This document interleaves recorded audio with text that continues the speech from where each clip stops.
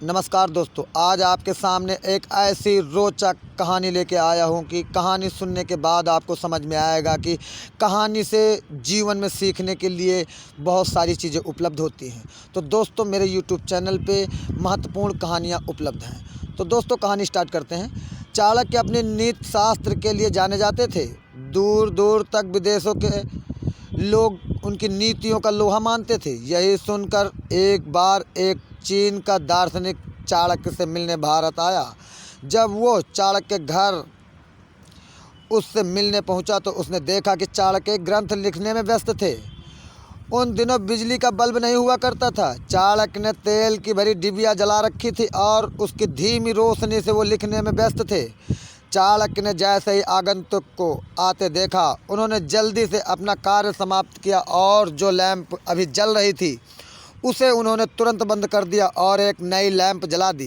दार्शनिक ने सोचा कि यह भारतीय लोग का आगंतुक का सम्मान करने का कोई नया रिवाज होगा, जिससे जिज्ञासा वश चाणक्य से पूछा कि आपने जलती लैंप को बंद क्यों किया और फिर से नई लैंप क्यों जला दिया? इसका क्या कारण है?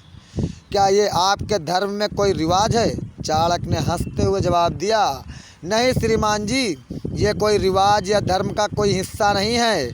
चाणक्य ने कहा, मैं एक ग्रंथ का सृजन कर रहा था और उस डिबिया के तेल का पैसा जो है वो मुझे राजकोष यानी कि भारत सरकार की तरफ से मिला हुआ है। लेकिन जब मैंने लिखने का कार्य समाप्त हुआ तो उस डिबिया का जलना मेरे देश की संपत्ति का नाश करना होगा, जो मैं नहीं कर सकता था।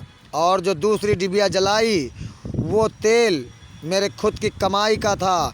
मैं अपने स्वयं कार्य के लिए देश की संपत्ति का हनन नहीं कर सकता हूँ। इतना सुनकर चीनी दार्शनिक चाणक्य के आगे नतमस्तक हो गया और धन्य है ये भारत, जहाँ इतनी महान सोच वाले व्यक्ति रहते हैं। इसलिए भारत में और भारत को जगत गुरु कहने में कोई दो राय नहीं होगी श्रीमान। अगर कोई इंसान चाणक्य के बताए हुए मार्ग पर चले तो उसे दुनिया की कोई भी परेशानी सफल होने से नहीं रोक सकती है। दूसरी गलतियों से सीखने और सीखो अपने ही ऊपर प्रयोग करके सीखने को तुम्हारी आयु कम पड़ सकती है। ये चाणक्य जी का कहना था। कुबेर भी अगर आय से ज़्यादा व्यय करे तो वो कंगाल हो जाता है, ये भी चाणक्य जी ने कहा था। कोई भी काम शुरू करने से पहले 3 सवाल अपने आप से पूछ लेने चाहिए। मैं एक ऐसा काम क्यों करने जा रहा हूँ? इसका परिणाम क्या होगा? क्या मैं सफल होंगे? ये भी चाणक्य के ही वाक्य थे। भगवान मूर्ति में नहीं होते हैं। आपकी अनुभूति, आपका ईश्वर, आत्मा ही आपका मंदिर है। अपने व्यक्ति अपने कर्मों से महान होता है, अपने जन्म से नहीं। दुनिया की सबसे बड़ी ताकत पुरुष का विवेक और महिला की सुंदरता होती है। अज्ञानी के लिए किताब और अंधे के लिए दर्पण एक समान उपयोगी होता है। अपने रहस्य को किसी के सामने उजागर मत करो। ये आदत आपको स्वयं के लिए घातक सिद्ध हो सकती है। किसी भी व्यक्ति को बहुत ईमानदार और सीधा नहीं होना चाहिए, क्योंकि सीधे वृक्ष और व्यक्ति पहले ही काटे जाते हैं। हर मित्र के पीछे कोई स्वार्थ होता है। ये कड़वा सच भी चाणक्य जी का कहना था। ऐसे व्यक्ति जो अपने स्तर से ऊपर या नीचे हैं, उन्हें दोस्त ना बनाएं। वो तुम्हारे लिए कष्ट का कारण बन सकते हैं। हमेशा समान स्तर से ही मित्रता सुखदायी होती है। संसार में ना कोई तुम्हारा मित्र है, ना कोई शत्रु है। अपना विचार ही आपके लिए उत्तरदायी रहेगा। फूलों की सुगंध केवल वायु की दिशा में फैलती है, लेकिन एक व्यक्ति की अच्छाई हर दिशा में फैलती है। सांप के फन, मक्खी के मुख और बिच्छू के डंक में जहर होता है, पर दुष्ट व्यक्ति तो इससे भी भरा होता है।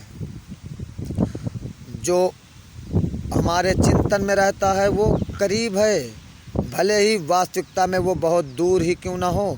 लेकिन जो हमारे हृदय में नहीं है वो करीब होते हुए बहुत दूर है।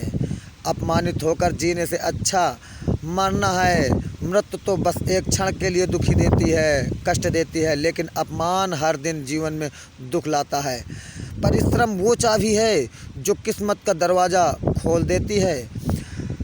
किस्मत पहले ही लिखी जा चुकी है तो कोशिश करने से क्या मिलेगा? चाणक्य जी से एक व्यक्ति ने सवाल कर दिया। क्या पता किस्मत में लिखा हो कि कोशिश से ही मिलेगा। जो व्यक्ति शक्ति न होते हुए भी मन से हार नहीं मानता, उसे दुनिया की कोई भी ताकत हरा नहीं सकती है। अपने ईमान और धर्म बेचकर कमाया गया धन अपने किसी काम का नहीं होता है। अत्यंत उसका त्याग करें, आपके लिए यही उत्तम रहेगा। तो दोस्तों, मेरी कहानी में कई ऐसे पॉइंट आए हैं जिनसे समझने की ज़रूरत है कि चाणक्य जी ने ऐसे बताया है कि जीवन एक ऐसी चीज़ है, जीवन में सीखने के ही लिए सब कुछ है। ज़िंदगी तभी कटेगी जब आप आए दिन कुछ ना कुछ सीखते रहेंगे। सीखना भी एक कला है। तो दोस्तों, ये कहानी यहीं समाप्त होती है। मेरे चैनल पे महत्वपूर्ण कहानियाँ सुनने के लिए मेरे चैनल को लाइक, सब्सक्राइब, शेयर ज़रूर करें। धन्यवाद दोस्तों।